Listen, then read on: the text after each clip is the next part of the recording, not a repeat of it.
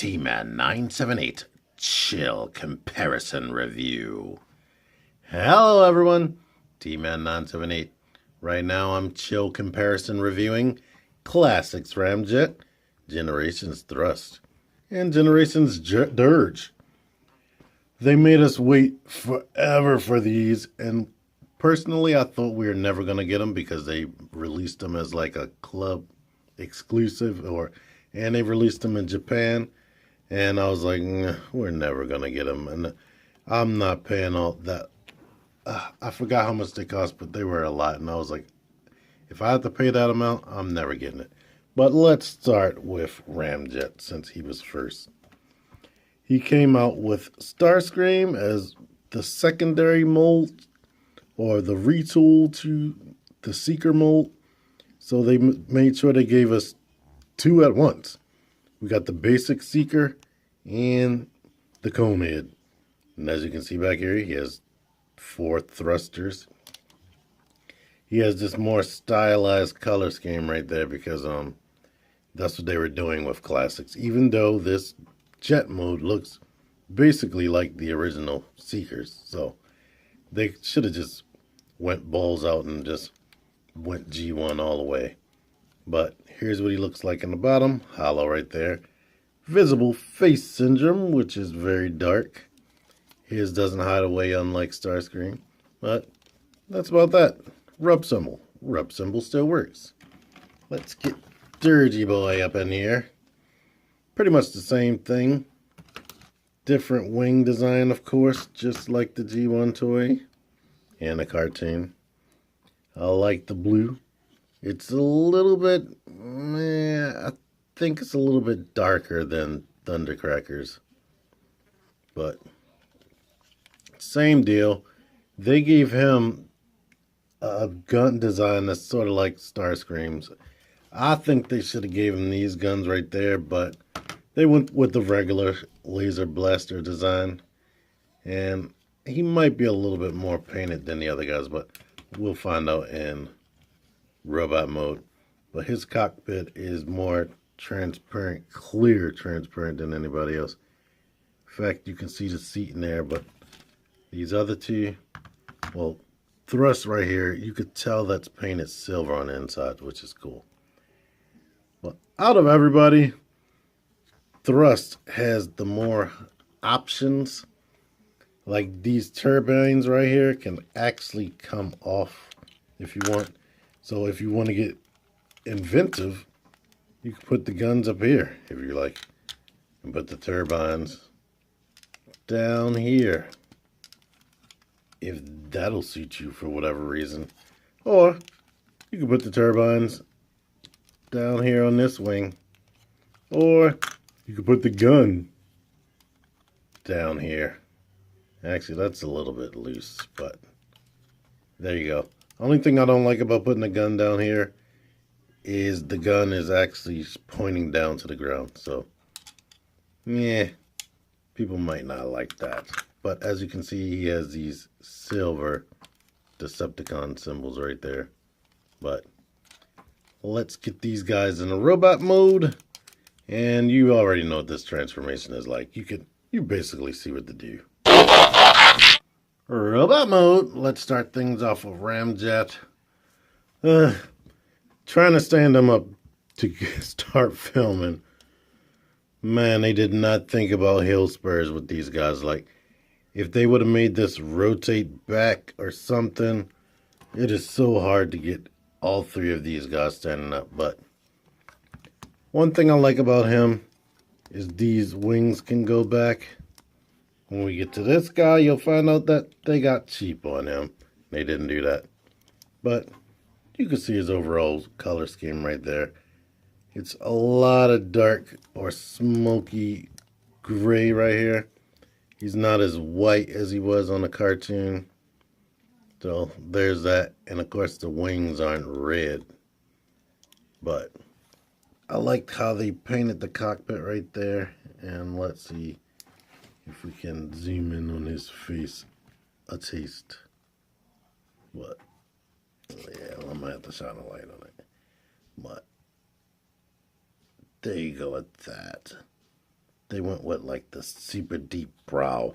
And I think people are so used to this that's why they want the third-party Seekers to look like this instead of the official Takara Tomy masterpiece, which, yeah, if that's what you like it, but I don't like those. They look like this is just the regular Seeker to me with the new wings and a new head. I like the added knee pads that the masterpiece figures have, but this isn't a masterpiece, so let me stop talking about that until tomorrow. But here's Dirge. I like that they gave him a lighter color face that's easier to see. And I do like the black paint that they gave him. I mean, for a figure that wasn't like a platinum figure, this guy does have a lot of good paint. This is before they got cheap. As you can see, they gave him the shoulder stripes that they try to put on all the Seekers going forward after they did this. I think Starscream had that too, but I'm not sure. But all that silver, as you can see, and they actually painted inside his feet. They didn't do that with Ramjet or Thrust. But yeah, optionally, you could leave these wings right here up if I can get. Oh boy. Yeah, you could leave that up if you want. And let me push everything back together. If you think that looks better, there you go. But if you like this, there you go with that. But same basic deal as Ramjet. Their heads can only turn that much like the Starscream version of this, because the back of the cockpit right there bumps up against the little shoulder things. With the Starscream version of the mold, the nose cone hangs down and that bumps too. So you can't win either way. He is standing better, and he is standing all right and better than Ramjet, which is weird. But this isn't supporting him, but I still wish this could have been back. As it stands, all you can do is this. And yeah, that looks weird. And here is Thrust. And yeah, I've been doing this review like thinking you are familiar with this mold.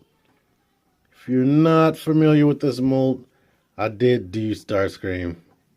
I'll put a link in the description for Starscream. You could check that out. I think I talk more in detail about the little things like the articulation and whatnot. But he has options. A lot of people like this design right here where the wings are up.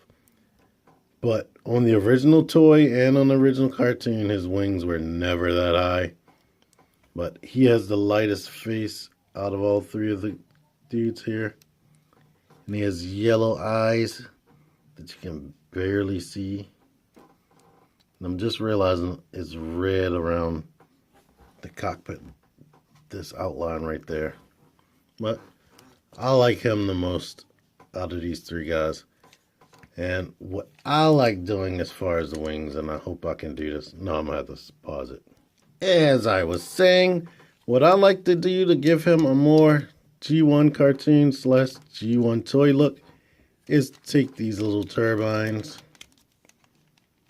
and put them on the front with the wings untransformed like that, and it gives you the illusion of him being more cartoon accurate, because his turbines used to hang out down here. Only negative thing to it is, of course, the wings are going the wrong way. So I wish they would have actually retooled him more to be more accurate. Made the wings actually be attached to his legs or something like that. But they didn't. And I should have known they wouldn't do that because cheap. But all of these guys suffer the same thing as Starscream. The limited articulation. I mean, they do sort of do what you need them to do. Like, they have 2 points in the shoulder, elbow that bends. just about, well, very close to 90 degrees. The hips are ball jointed, and the knee bends about 90 degrees. But it doesn't have bicep swivel. I mean, this transformation joint can make it hinge in a little bit. And they don't have ankle pivot. So like I said, it is difficult to get them to stand. With this guy, you can put the wings down like that. As I'm saying right now, that doesn't really help the stability. So there's no need to do that. The only reason to do that is on the Starscream mold, but they kept the same like post right here on each and every one of these figures. So that is an option. I guess you could point it back. That might act sort of like a hill spur if you like, but it also looks weird. So